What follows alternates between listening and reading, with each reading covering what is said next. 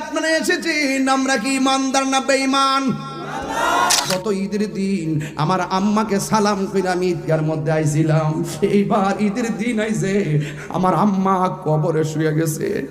আমার নতুন জামা ভাল লাগে না, আমার গরু ভাল লাগে না, কুরবানিটা কেমন অশান্তি অশান্তি লাগে, আমার শান্তি লাগে না। এ যুবক, আমি আমার বাপরে হারাইছি। বিশ্বাপুজুর বারবার দুইটা পোলারে আমার ডাইনে বসায় বামে বসায় বারবার মনে হয় 5-6 বার বলছে আমার ছেলে আমার ছেলে। সন্তান নিয়ে বাবার স্বপ্নটা অনেক বড় থাকে। এই বাপটা যার কবরে রমজানের ইফতার তার ভাল লাগে না, মাটা যার কবরে তার সেহরি ভাল লাগে না।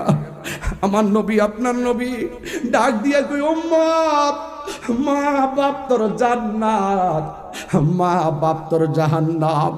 মা বাপের